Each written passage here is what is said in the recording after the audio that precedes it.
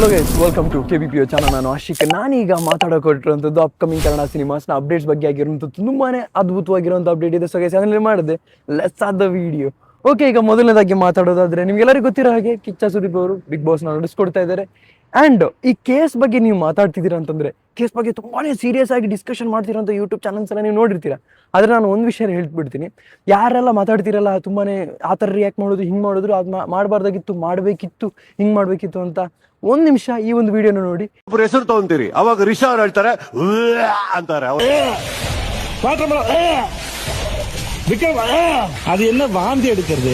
Okay, ಈ video ನೋಡಿದ್ಮೇಲೂ ಕೂಡ ಇದೆಲ್ಲ ಸ್ಕ್ರಿಪ್ಟ್ ಬೇಸ್ಡ್ ಆಗಿರುವಂಥದ್ದು, ಇದ್ರ ಮೇಲೆ ಇನ್ನೂ ಸೀರಿಯಸ್ ಆಗಿ ಮಾತಾಡಬೇಕು ಅಂತೆಲ್ಲ ಅನ್ಕೊಂತಾ ಇದ್ರೆ ದಯವಿಟ್ಟು ನನ್ನನ್ನು ಅಂಥ ಕ್ಯಾಟಗರಿಯಲ್ಲಿ ನೀವು ಸೇರಿಸ್ಕೋಬೇಡಿ. ನಾನು ಆ ಥರ ಸೀರಿಯಸ್ ಡಿಸ್ಕಷನ್ ಮಾಡೋಕೆ ಬಂದಿರುವಂಥವನಲ್ಲ, ಸಿನಿಮಾ ನ್ಯೂಸ್ ಬಗ್ಗೆ ಮಾತಾಡೋದಕ್ಕೆ ಬಂದಿರುವಂಥವನು.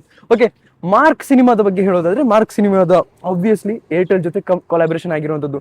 ಮಾರ್ಕ್ ಸಿನಿಮಾದ ಒಂದು ಕೊಲಾಬ್ರೇಷನ್ನ ಮಾರ್ಕ್ ಪ್ಲಸ್ ಯಾರು ಅಂತ ಒಂದು ಹಾಕಿದ್ರಲ್ಲ, ಬಿಗ್ ಕೊಲಾಬ್ರೇಷನ್ ಅಂತ ಹಾಕಿದ್ರಲ್ಲ, ಜಸ್ಟ್ ಇಮ್ಯಾಜಿನ್ ಮಾಡಿ. ನಾನು ಆ್ಯಸ್ ಎ ಕನ್ನಡಿಗ ಫ್ಯಾನ್ ಆಗಿ ನಾನು ಯೋಚನೆ ಮಾಡ್ತಿರುವಂಥದ್ದು, ಮಾರ್ಕ್ ಕೊಲಾಬ್ರೇಟೆಡ್ ವಿತ್ ಡೆವಿಲ್ ಅಂತ ಹಾಕಿದ್ದಿದ್ರಿ ಹೆಂಗೆಲ್ಲ ಕಿರ್ಚಾಡ್ತಿದ್ರಿ ನೀವು ಅಲ್ವಾ?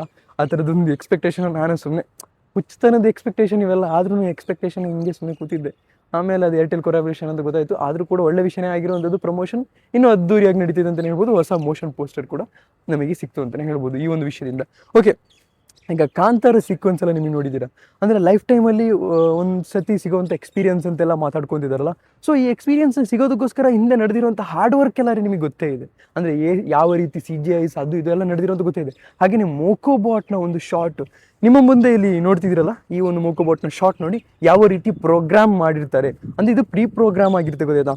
ಮೋಕೋಬಾಟ್ ಶಾಟ್ ಎಲ್ಲಿಗೆಲ್ಲ ಹೋಗುತ್ತೆ ಅಲ್ಲೆಲ್ಲ ಆ್ಯಕ್ಟರ್ಸ್ ಅದೇ ರೀತಿ ಫೇಸ್ ಮಾಡಬೇಕಾಗುತ್ತೆ. ಅದಕ್ಕೆ ಹೇಳ್ತಾರಲ್ಲ, ಮೋಕೋಬಾಟ್ನ ಫೇಸ್ ಮಾಡುವಂಥದ್ದು is not cup of tea ಅಂತ ಹೇಳ್ತಾರಲ್ಲ, ಅದಕ್ಕೋಸ್ಕರನೇ.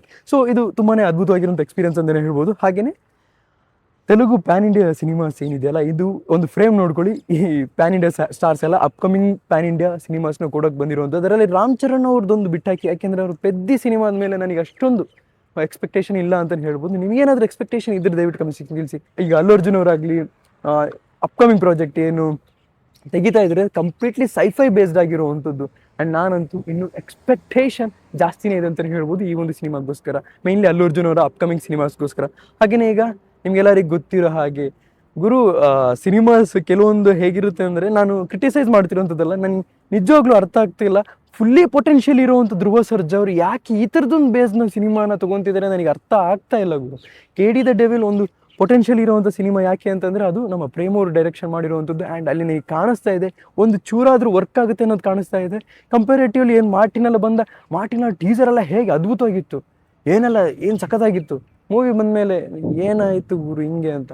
ಆದರೆ ಅಷ್ಟೊಂದು ಕಡೆಗಣಿಸೋಕ್ಕೂ ಆಗಲ್ಲ ಮಾರ್ಟಿನ್. ಆದರೆ ನನಗೆ ಈ ಕ್ರಿಮಿನಲ್ ಅನ್ನೋ ಸಿನಿಮಾಸ್ನಲ್ಲಿ ಯಾಕೆ ಒಪ್ಕೊಂಡ್ರು ಅಂತ ನನಗೆ ಅರ್ಥ ಆಗ್ತಿಲ್ಲ ಗುರು. ನಿಮಗೇನು ಅನಿಸುತ್ತೆ ದಯವಿಟ್ಟು ಕಮೆಂಟ್ ಸೆಕ್ಷನ್ ತಿಳಿಸಿ. ಆಬ್ವಿಯಸ್ಲಿ ಇದರಲ್ಲಿ ರಚಿತಾ ರಾಮ್ ಅವರಿದ್ದಾರೆ. ಒಂದು ಅವರಿಗೆ ಅಪ್ಕಮಿಂಗ್ ಪ್ರಾಜೆಕ್ಟ್ಸ್ ಎಲ್ಲ ಚೆನ್ನಾಗಿರಲಿ ಅಂತ ನಾವು ಎಕ್ಸ್ಪೆಕ್ಟ್ ಮಾಡಬೇಕಾದ್ರೆ ರಚಿತಾ ರಾಮ್ ಅವ್ರು ಯಾಕೆ ಈ ಥರದೊಂದು ಪ್ರಾಜೆಕ್ಟ್ನ ಚೂಸ್ ಮಾಡ್ತೀರಾ ಅಂತಲೂ ಕೂಡ ನನಗೆ ಅರ್ಥ ಆಗ್ತಾ ಇಲ್ಲ. ಓಕೆ, ಇದಾಗೇನೆ ಡೆವಿಲ್ ಸಿನಿಮಾದ ಬಗ್ಗೆ ಒಂದು ಕೇಳ್ತಾರೆ. ಡೆವಿಲ್ ಸಿನಿಮಾದಲ್ಲಿ ಒಂದು ಟ್ವಿಸ್ಟ್ ಇದೆ, ಸಾಂಗಲ್ಲಿ ಒಂದು ಟ್ವಿಸ್ಟ್ ಇದೆ ಅಂತ. ಸಾಂಗಲ್ಲಿ ಟ್ವಿಸ್ಟ್ ಏನಲ್ಲ, ಯಾಕೆಂದರೆ ಮೇಕಿಂಗ್ ಸಿನಿಮಾ ಅದೇ ಡೆವಿಲ್ ಸಾಂಗ್ನ ಮೇಕಿಂಗಲ್ಲಿ ಗೊತ್ತಾಗಿರುವಂಥದ್ದು ಏನಂತಂದರೆ, ಓಕೆ ಅಲ್ಲಿ ಹೀರೋಯಿನ್ ಕಾಣಿಸ್ಕೊಂಡಿದ್ದಾರೆ ಅಂತ. ಅಂದರೆ ಆ ಸಾಂಗಲ್ಲೂ ಕೂಡ ಹೀರೋಯಿನ್ ಇದ್ದಾರೆ ಅಂತ. ಆದರೆ ಟ್ವಿಸ್ಟ್ ಏನು ಅಂತ ನಾನು ಹೇಳ್ತೀನಿ.